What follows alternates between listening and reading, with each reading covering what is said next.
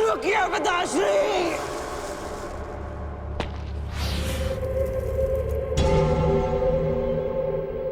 आप वचनबद्ध हैं। आप सीमा पार नहीं करेंगे। मैं नहीं चाहता कि कल कोई कहे कि वृक्ष से इनके कारण वचनवीर कर्ण ने अपना वचन तोड़ दिया।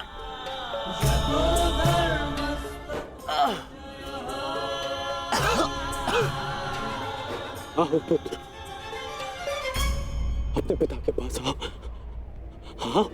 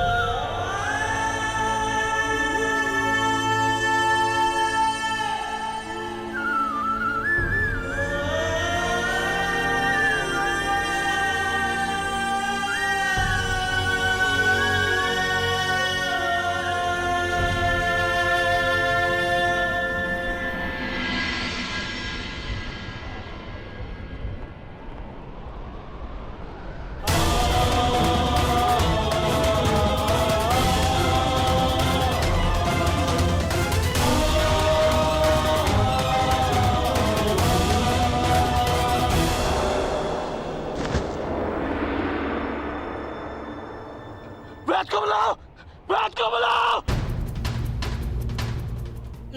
मैंने अपना वचन पूरा किया पिताश्री। तुम्हें कुछ नहीं होगा, कुछ नहीं होगा तुम्हें। जब मृत्यु समक्ष खड़ी हो तुम तो क्या कहता है? हे मृत्यु यार, यदि तू आने को प्रसन्न मुख द्वार खुला है, तेरा स्वागत प्रसन्न मुख।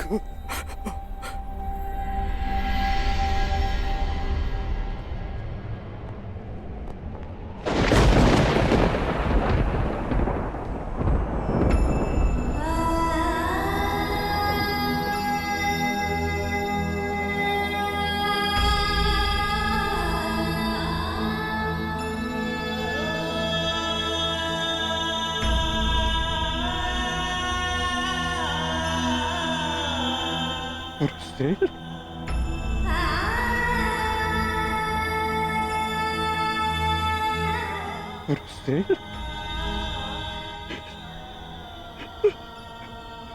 पुत्री,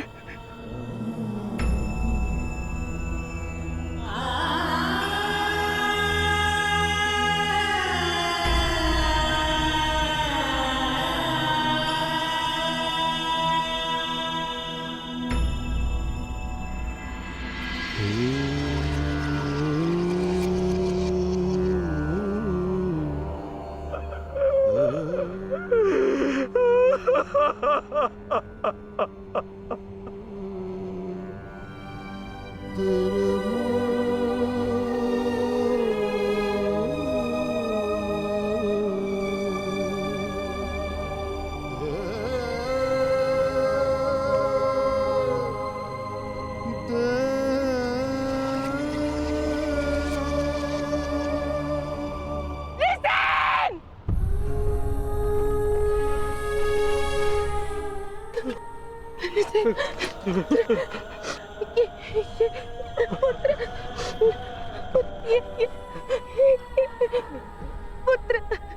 पुत्र उठाओ उठाओ पुत्र उठाओ। तुम्हारी माता तुम्हें इसकी आज्ञा नहीं देती।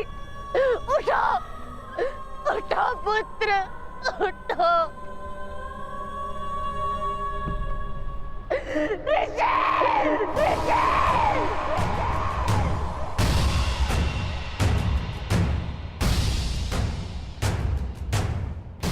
पांडु पुत्रों की पांडु पुत्रों की पांडु पुत्रों की पांडु पुत्रों की पांडु पुत्रों की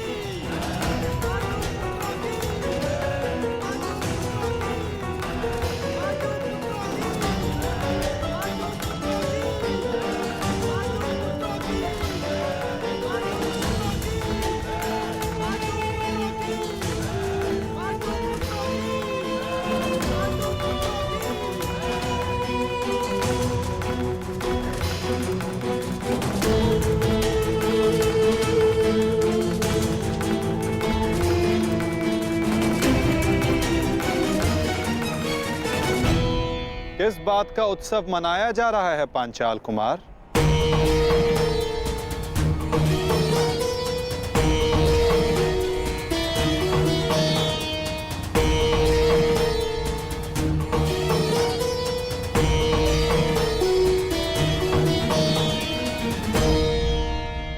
अपनी विजय का उत्साह रखना उचित है, परंतु एक वीर, एक महायोद्धा की मृत्यु का उत्सव मनाना उत्साह है।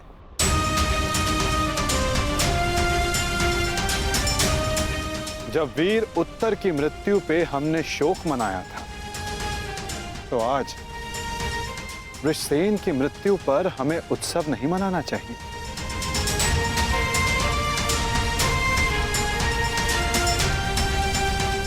कल हमने एक वीर योद्धा खोया था और आज हमारे विपक्ष ने एक वीर योद्धा खोया है।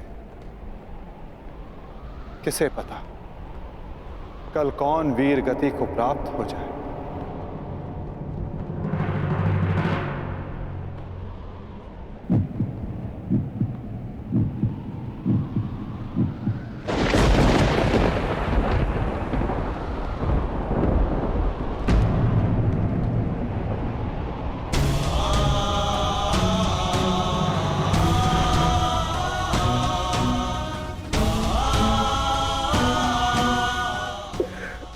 मुझे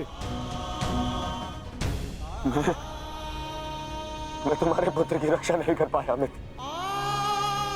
आज यदि मैं जीवित हूं तो केवल तुम्हारे इस वीर पुत्र के कारण। रक्षा तुम मुझे उसकी करनी चाहिए। मेरा पुत्र अपना कर्तव्य पूर्ण करते हुए वीर गति को प्राप्त हो गया। मुझे इस पर गर्व है।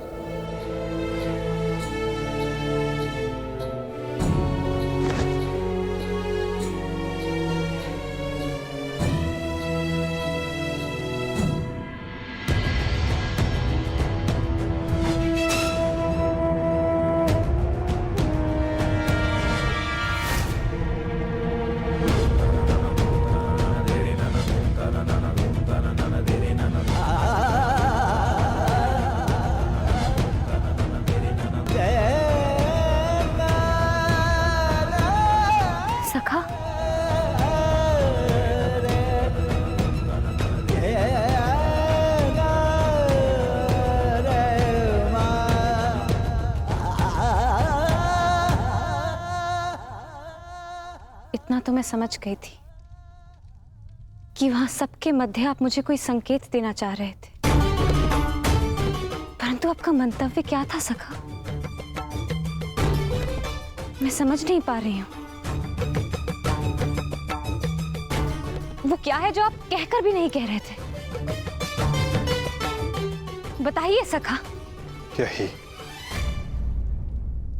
कि युद्ध में शत्रु का बाण नाम या मुख देखकर नहीं आता, वो केवल हृदय को छलनी कर जाता है सखी।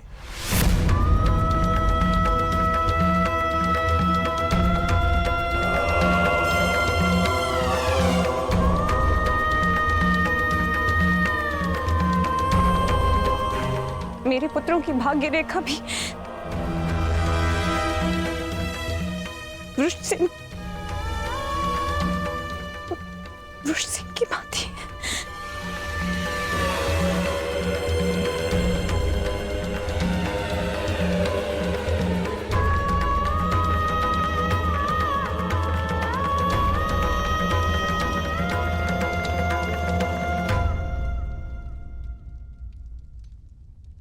आने वाले कल पर तुम्हारा कोई वश नहीं,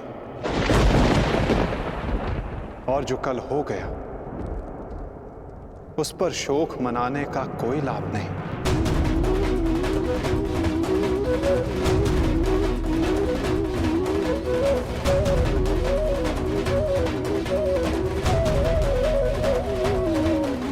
जब समय आएगा सखी, तुम्हें सब ज्ञात हो जाएगा।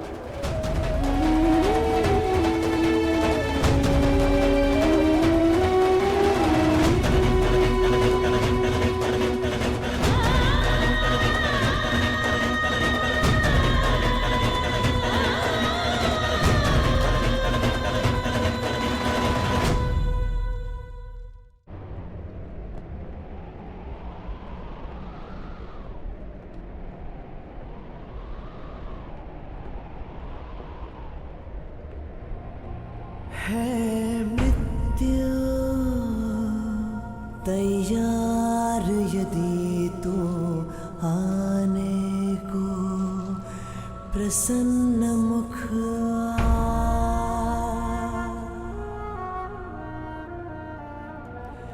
द्वार खुला है तेरा स्वागत वीर खड़ा द्वारे अभयागत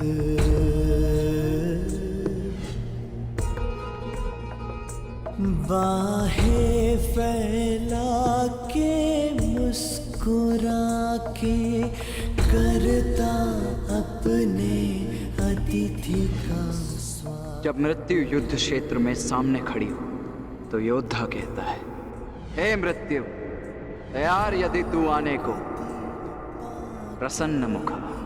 बालक आया तेरे आंचल छाया,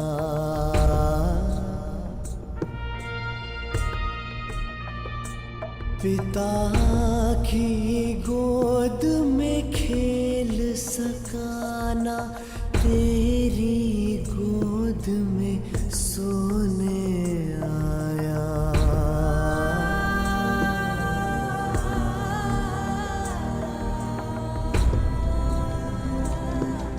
सपना था वो विवश पिता का, उसकी हर आशा है टूटी। कांधे चढ़े पुत्र की अर्थी, ये पीड़ा है सबसे अनूठी। हर बोझ है छोटा इसके आगे, पिता पुत्र को ही दे अगले।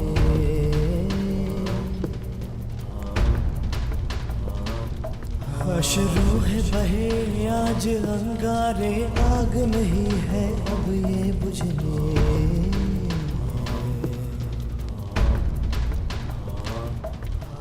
द्वार खड़ा तेरे अभयागत,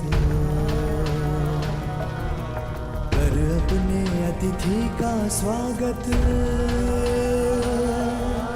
कर अपने अतिथि का स्वागत।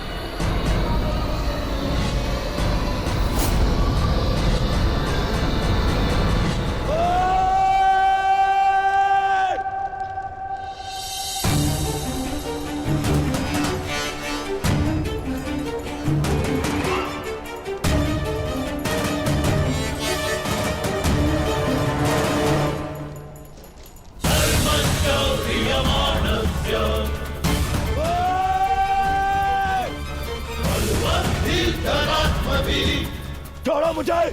इनका इतना साहस, यहाँ आ गए। क्यों आए हो यहाँ? आज के युद्ध पर अपनी विजय का उन्माद दिखाने, या फिर कृष्ण की मृत्यु पर उपहास उड़ाने? हाँ,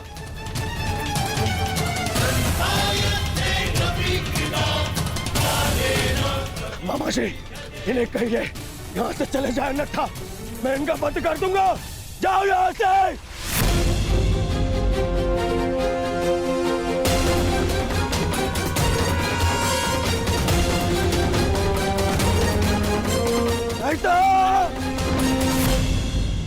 नहीं मित्र,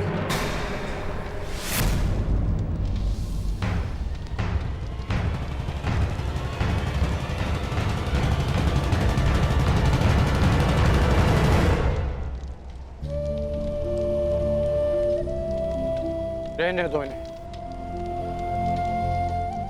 मेरा पुत्र वीर गति को प्राप्त हुआ है, उसे शांति से दूसरे लोग जाना।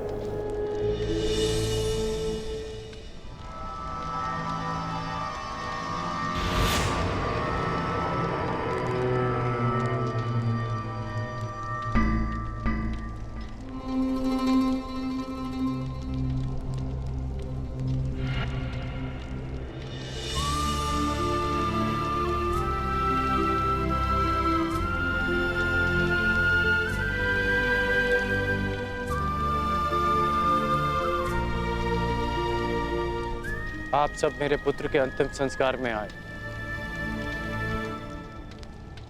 उसकी वीर गति को सम्मान दिया।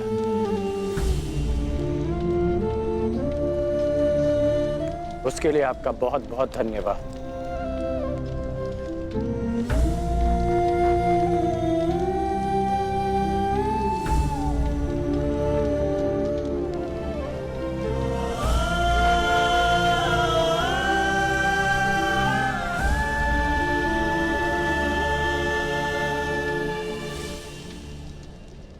ठहरो अर्जुन।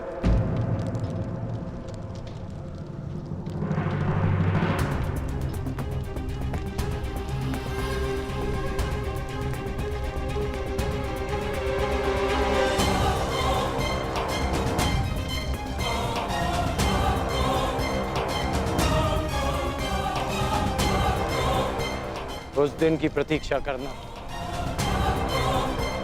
जब मैं युद्ध भूमि में प्रवेश करूंगा।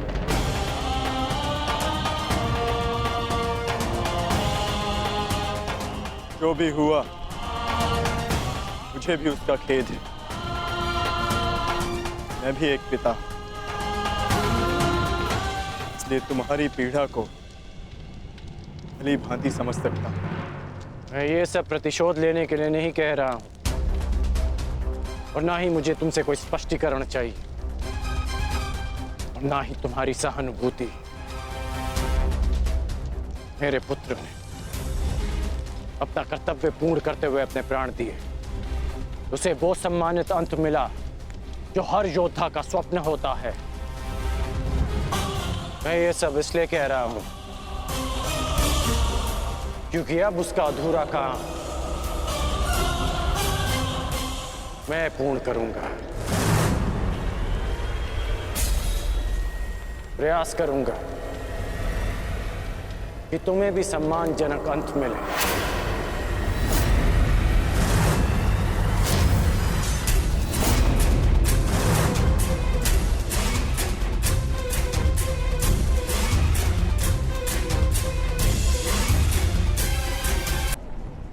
मेरी प्रतीक्षा करना अर्जुन। प्रयास करूंगा कि तुम्हें भी सम्मानजनक अंत मिले।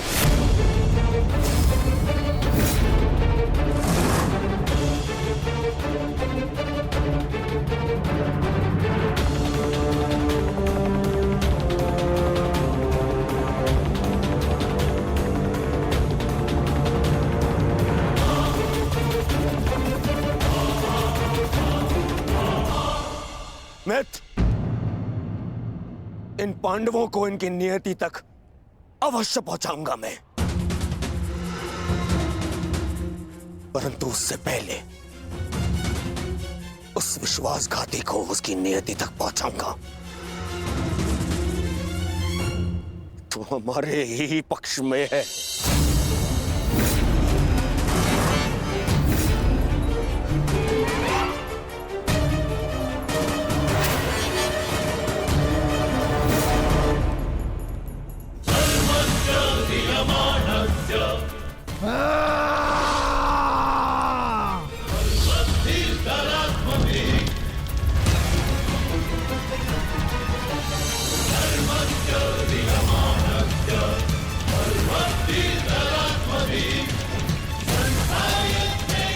महामहिम,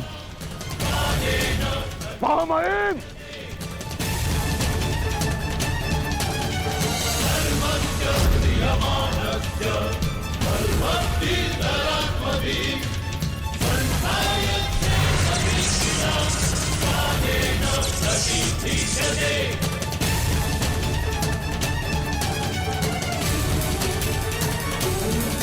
महामहिम, आप ठीक तो है?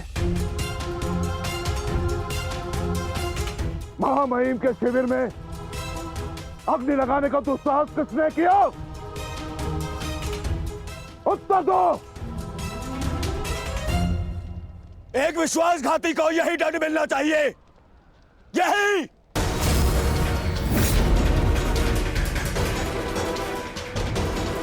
सावधान दुर्योधन, आज की हार के कारण शब्दों का चयन करना भी भूल गए हो तुम। लज्जा नहीं आती तुम्हें? नहीं आचार्य, मैंने सर्वथा उचित शब्दों का ही चयन किया है। आज जो कुछ भी हुआ वो इनके कारण हुआ है। इनके पांडवों के प्रति प्रेम भाव के कारण ही आज वृषसेन वीर गति को प्राप्त हो गया।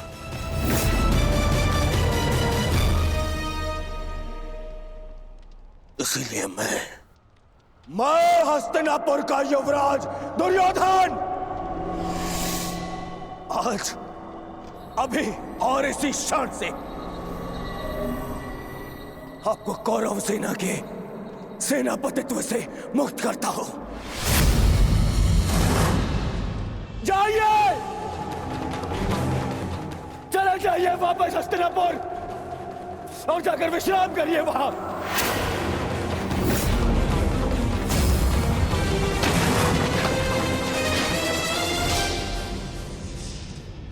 अपने शब्दों पर नियंत्रण रखो दुर्योधन, और अपनी सीमा मत लांघो। सीमा लांघ नहीं रहा हूं, आज तो सीमा बना रहा हूं।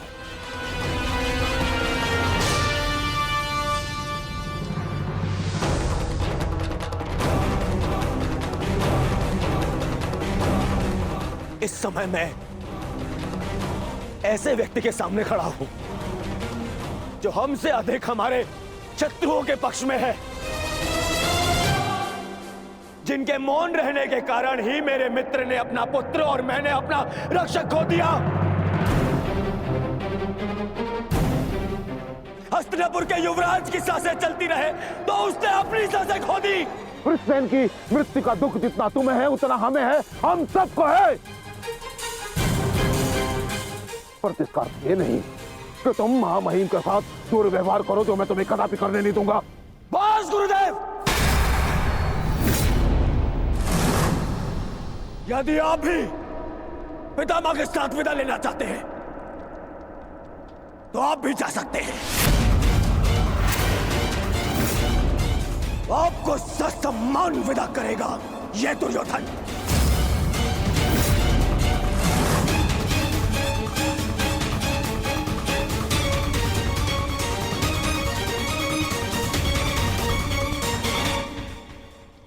तैयार हो जाओ मित्र, कल से इस युद्ध में तुम अपने मित्र का साथ दोगे। इनसे कहीं अधिक इस युद्ध में मुझे तुम्हारी आवश्यकता है मित्र। दो सहोदर एक दूसरे का रक्त ना भाई, ये उत्तरदायित्व आपको ही लेना होगा ताजश्री। प्राण की रक्षा केवल आप ही कर सकते हैं। कदापि नहीं। जब तक मैं युद्ध भूमि में उपस्थित हूं, तब तक अंगराज कर्ण युद्ध भूमि में पद नहीं रखेगा। क्यों मेरा मित्र मेरे साथ में युद्ध में खड़ा नहीं हो सकता? बताइए क्यों? कल को यदि फिर से मेरे प्राणों पर संकट आया, मेरे प्राणों की रक्षा कौन करेगा? मैं करूंगा तुम्हारी रक्षा। शत्रु को तुम्हारे समीप आने नहीं दूंगा।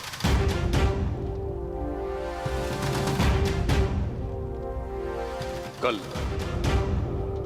सूर्य की पहली किरण के साथ तुम ही नहीं अपितु समस्त पांडव भीष्म पितामह का वह रूप देखेंगे जिसकी किसी ने कल्पना भी नहीं की हो।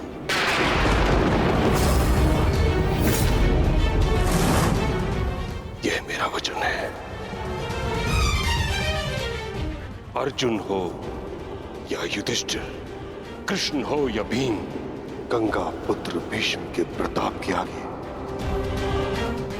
झुकेंगे। यह मेरा वचन है।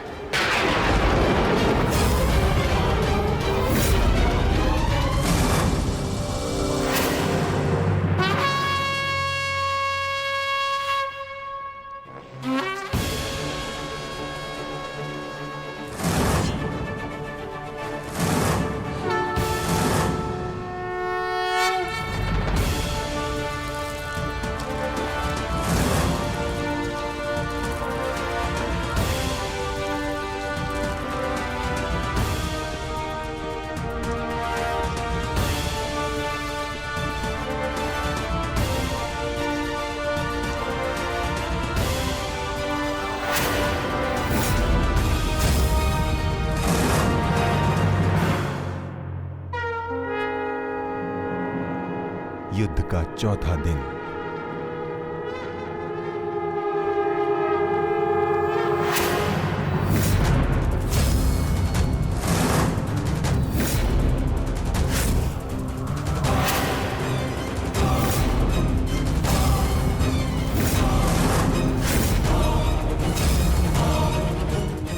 पितामह,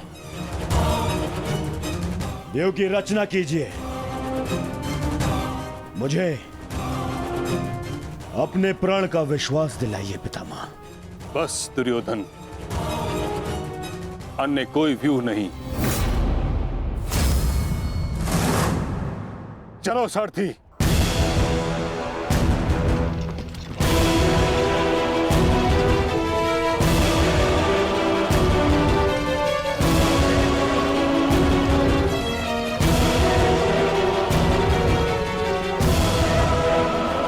तो अच्छा संकेत है माता। प्रतीत होता है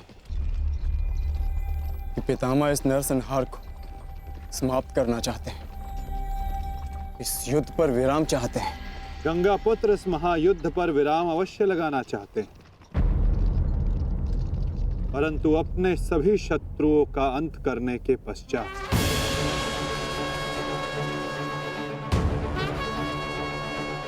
आक्रमण करो पांडु पुत्रों, और यदि सामर्थ्य हो तो जीवित रहो।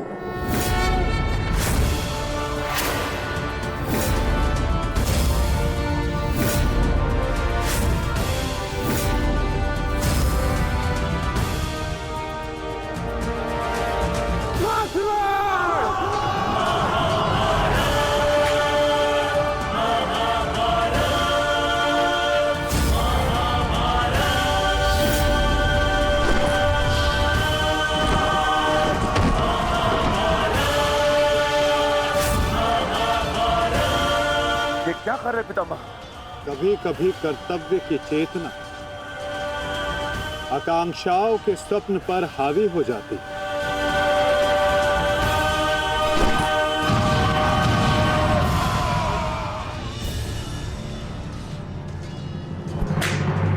यह मेरी अंतिम चेतावनी है पांडुपुत्रों, और तुम्हारे पास ये अंतिम अवसर है। समर्पण करो अन्यथा परिणाम के लिए प्रस्तुत रहो।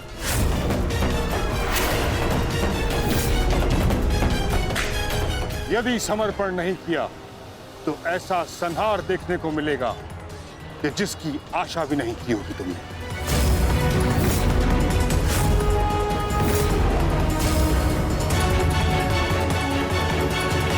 किस बात का समर्पण पितामह? किस बात का समर्पण? आप भली भांति जानते हैं कि इस युद्ध के अलावा हमारे पास और कोई विकल्प नहीं, और यही युद्ध हमें हमारा अधिकार और न्याय दिलाएगा। तो ठीक है, अपने इस निर्णय का परिणाम भुगतने के लिए तत्पर हो जाओ।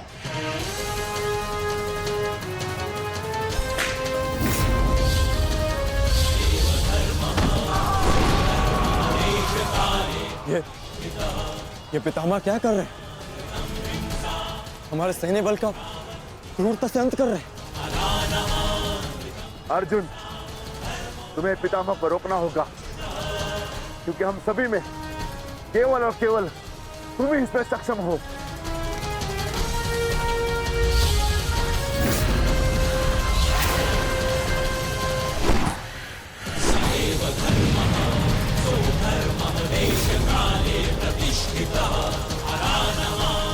अर्जुन, युद्ध करो अथवा समर्पण।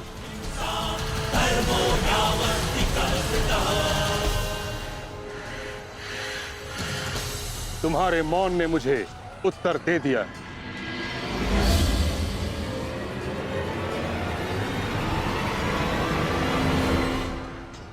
और तुम द्वंद्व करना चाहते हो भी या नहीं?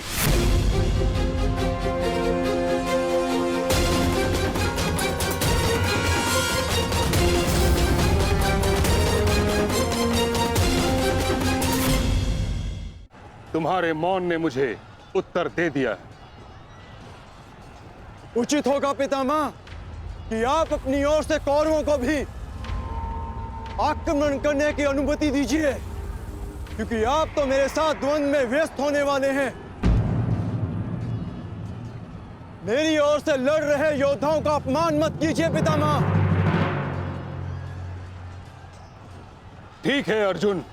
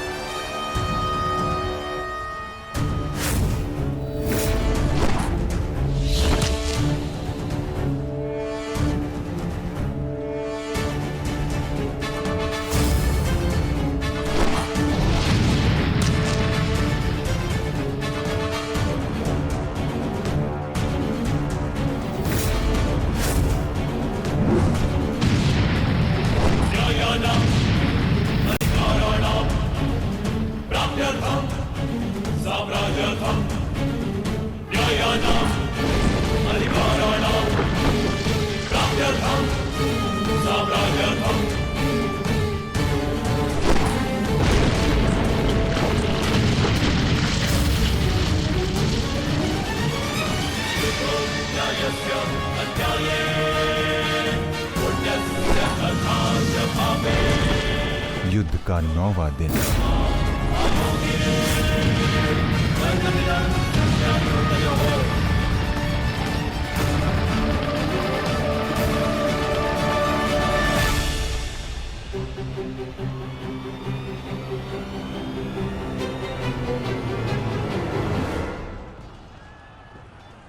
माधव, ये पितामह तो भ्राता युधिष्ठिर की ओर अपना रथ लेकर जा रहे हैं।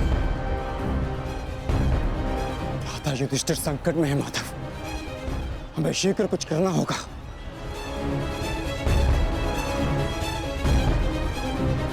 तुम भली भांति जानते हो युधिष्ठिर कि तुम मुझसे द्वंद्व करने में सक्षम नहीं हो। इस कारणवश अपने सैनिकों की आहुति देना बंद करो, समर्पण कर दो।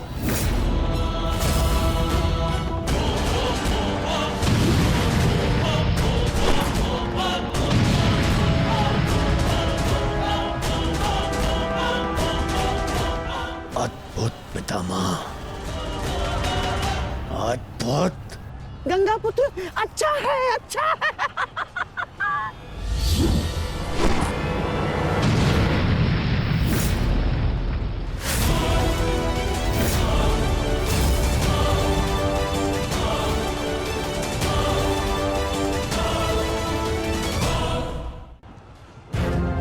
मेरे मार्ग से हट जाओ।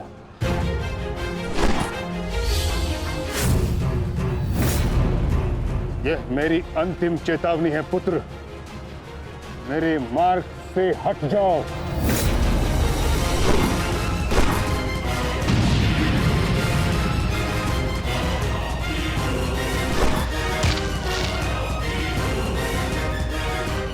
समर्पण करो।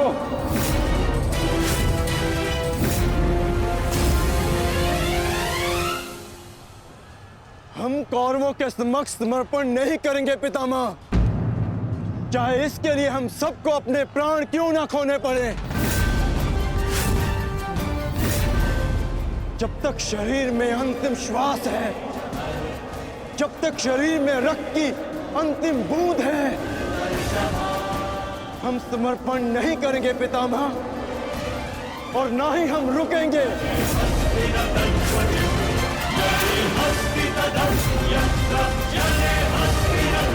ठीक है अर्जुन, यदि तुम्हारा निर्णय यही है तो मेरा उत्तर भी जान लो।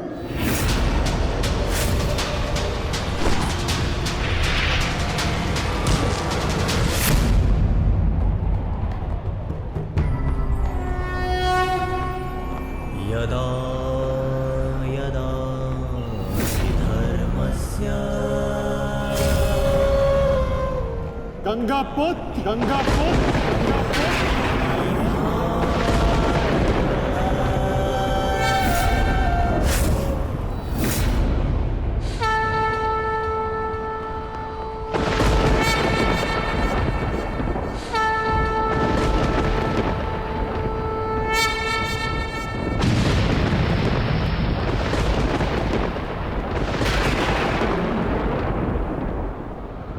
मेरे शस्त्र ना उठाने के दिए गए वचन को मेरी दुर्बलता मत समझना। स्मरण रखिए कि समय के साथ वचन के अर्थ का उत्थान ना होना धर्म नहीं, अधर्म होता है।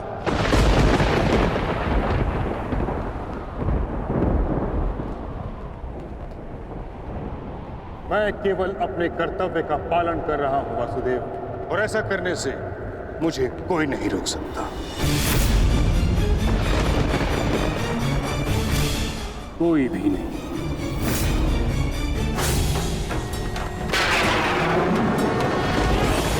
शांति का मैत्री का प्रयास भी विकास ना समझ सके तो पाए नाश ही। अबोध पे प्रहार से कर्ण रुद्र सब दानव का विनाश भी।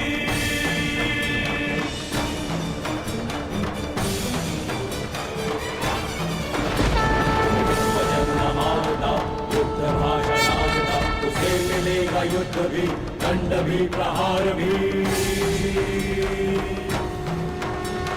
दम कटेगा पाप का, नाश होगा नीच का, दमन करेंगे वासुदेव उसका अहंकार भी।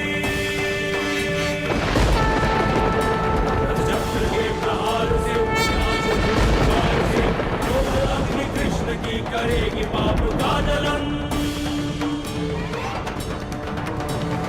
पाप से गति धरा राही मां पुकारती, ईश द्वार का अपना प्राण मांगती। सुंदरा गुलेंगे त्राण रच के एक नौ विधान, भूमिशाही करके पावन को रचेगी आरती।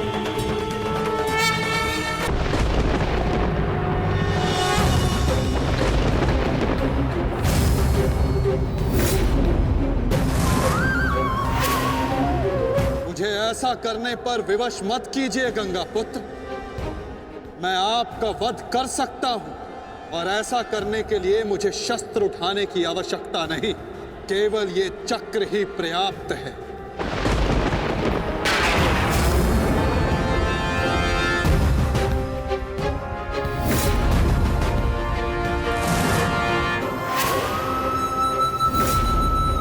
गंगा पुत्र देवव्रत, मैं इस समय ना मनुष्य वासुदेव हूं, ना ही मैं यदुवंशी कृष्ण हूं। मैं इस समय केवल गुरु श्रेष्ठ हूं। मैं ही सत्य हूं, मैं ही ज्ञान और मैं ही न्याय हूं गंगा पुत्र। इस महायुद्ध का आवाहन और इस युद्ध में आपकी उपस्थिति मेरे निर्णय से है गंगा पुत्र। आपका जीवन मेरे निर्णय, मेरी इच्छा से था और अब आपकी मृत्यु मेरे अधीन है।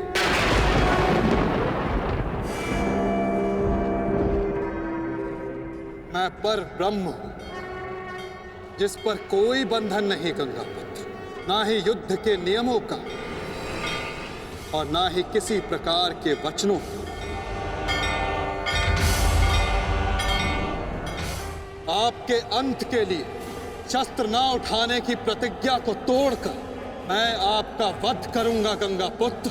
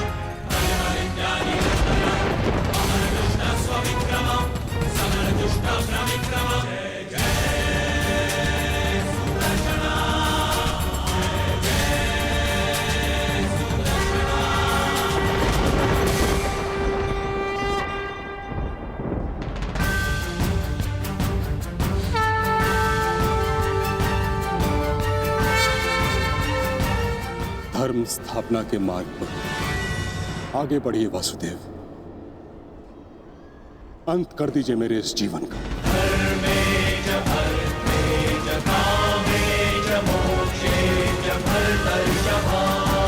मैं स्वयं को आपको समर्पित करता हूं।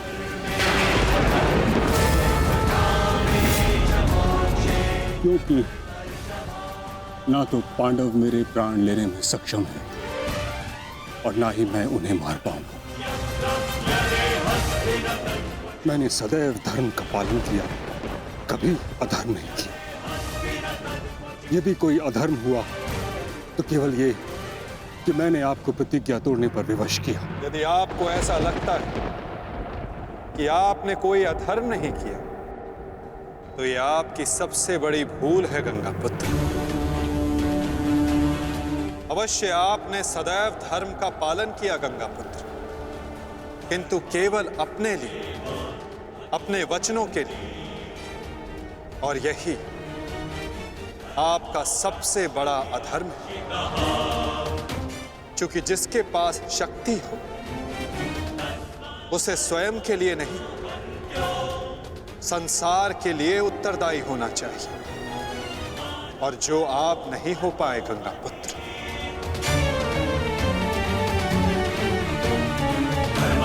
और आपका तथाकथित धर्म ही आपका अज्ञान, आपका सबसे बड़ा शत्रु और अधर्म बन गया।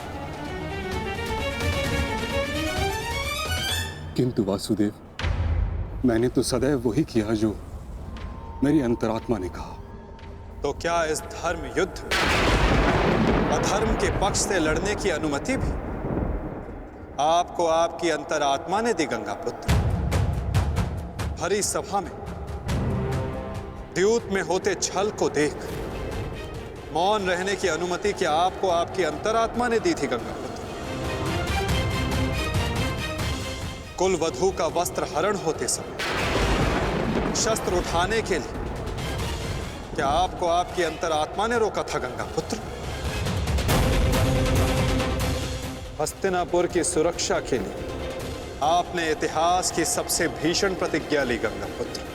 परंतु आप हस्तिनापुर का अर्थ ही अनुचित समझ बैठे। आपने सिंहासन को हस्तिनापुर समझ लिया और देखिए, उसी भूल का, उसी अधर्म का परिणाम है ये महाविनाश गंगापुत्र। आपने हस्तिनापुर के सिंहासन का त्याग नहीं, आपने संसार के प्रति अपने कर्तव्यों का त्याग किया था गंगापुत्र, और यही आपका सबसे बड़ा अधर्म था।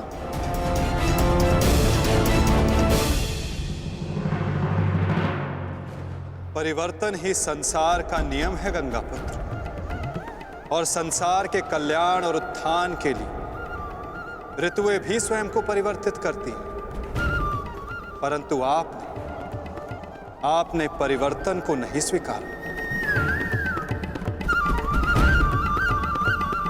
जो स्थिर हो जाए वो मनुष्य नहीं, पाषाण है, और जो अपने विचार को कभी बदले नहीं, वो मानवता का शमशान है गंगापुत्र।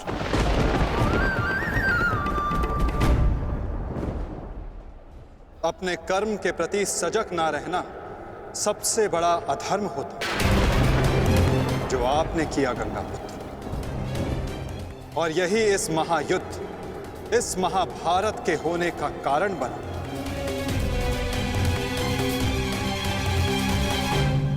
प्रभु, मेरा मार्ग दर्शन कीजिए। आपका कर्तव्य यह है गंगापुत्र कि आप अपने शस्त्र को त्याग कर, अपने जीवन का बलिदान देकर इस अधर्म को रोकें।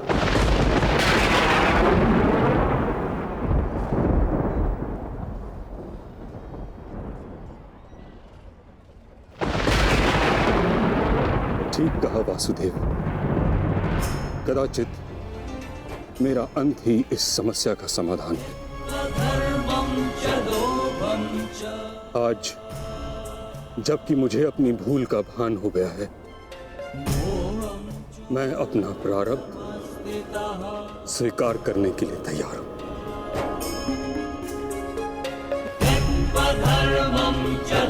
चक्र का संधान कीजिए वासुदेव, और मुझे मृत्यु का सौभाग्य देने की कृपा कीजिए।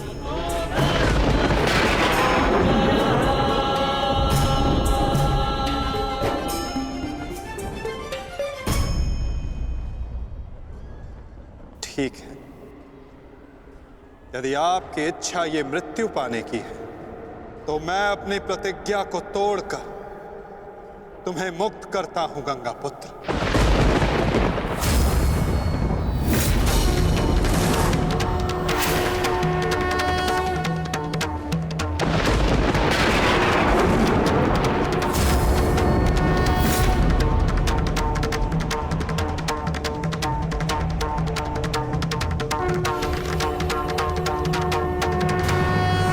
नहीं माधव, आपने इस धर्म युद्ध का बीड़ा उठाया है, वचन तोड़कर उसे कलंकित मत कीजिए। मैं नहीं चाहता कि आप पर कोई उंगली उठे। नहीं पार्थ, मेरी प्रतिज्ञा टूटने की अपेक्षा से अधिक महत्वपूर्ण धर्म की स्थापना है।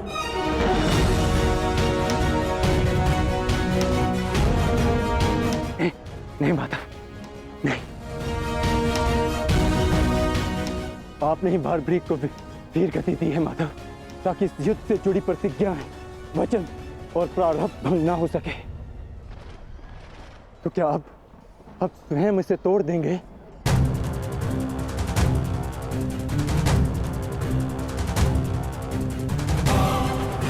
आप मुझे एक अवसर और दीजिए माधव, मैं अपने संपूर्ण मनोबल और कौशल से यह युद्ध करूंगा। जब तक मेरे शरीर में रक्त की एक बूंद भी बहेगी, मैं अपने मन में भावनाओं को नहीं बहने दूंगा माधव।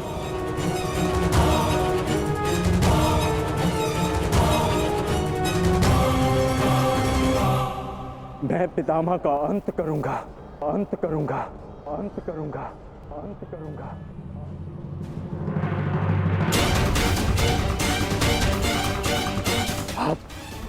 आप ये चक्र छोड़ दीजिए माता, आप ये चक्र छोड़ दीजिए।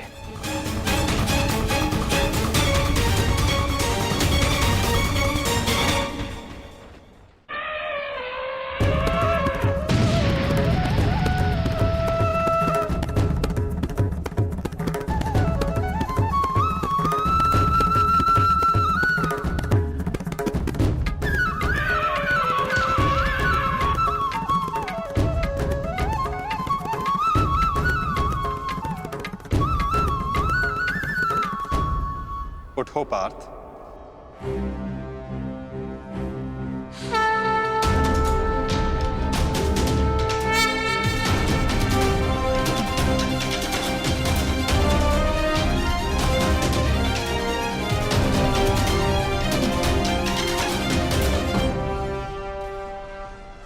आपके हाथों मोक्ष पाना कदाचित मेरे भाग्य में नहीं वासुदेव।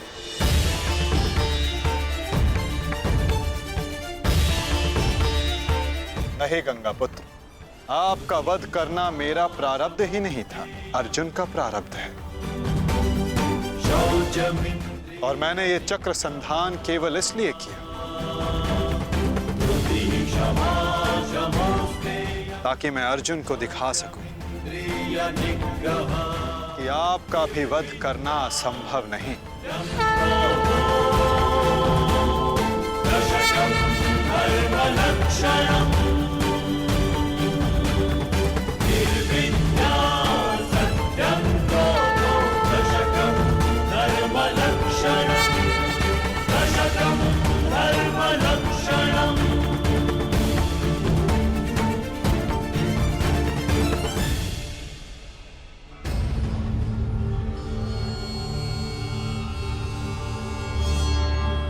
आओ पार्थ।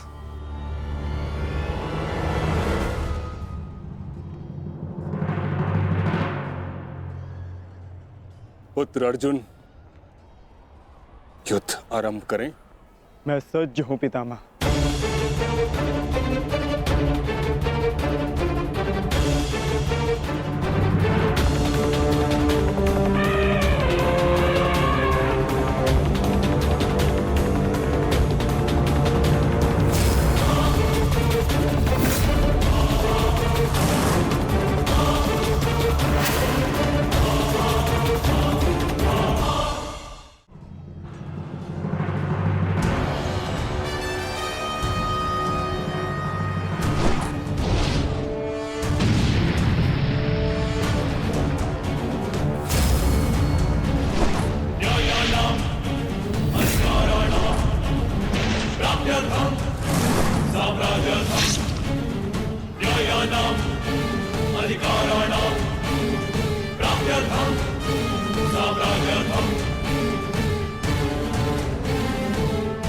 अद्भुत पुत्र अर्जुन, कर्म पथ पर तुम्हें भावनाओं से ऊपर उठते हुए देख प्रसन्नता हुई।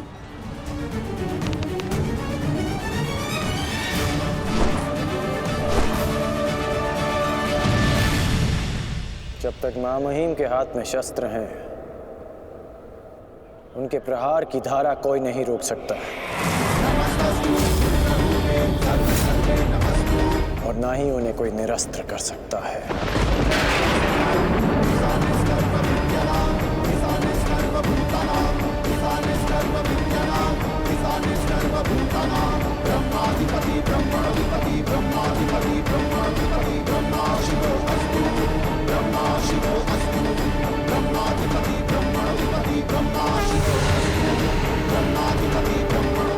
तुम्हारी तपस्या सफल हो गई बालिका।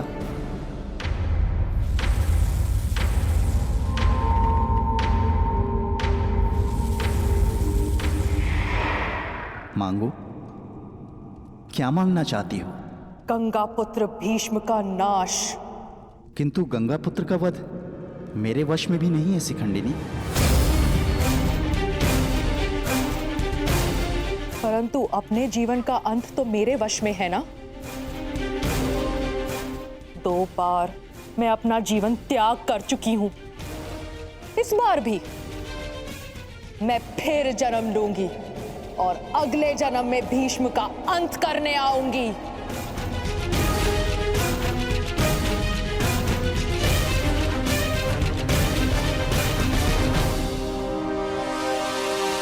रुको बालिका, तुमने इतनी कठोर तपस्या की है, हमें बताओ तुम्हारी समस्या क्या है? समस्या ये है यक्षराज कि मैं भीष्म का वध अपने हाथों से करना चाहती हूँ, किंतु मैं स्त्री हूँ, इसलिए उस पाखंडी ने मुझे युद्ध में सम्मिलित होने से रोक दिया।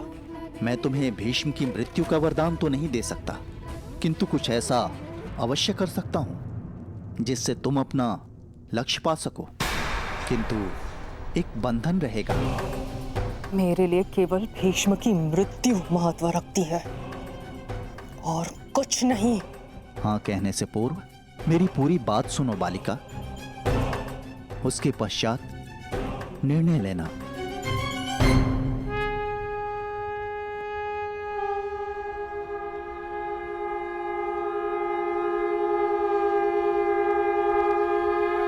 पुत्र अर्जुन, आज तुम कुशलता पूर्वक लड़े, परंतु मेरे वध के लिए यह पर्याप्त नहीं। हाँ, क्योंकि महामहिम के पास तुम सबके नाश के लिए पर्याप्त अस्त्र है धनुर्धारी अर्जुन।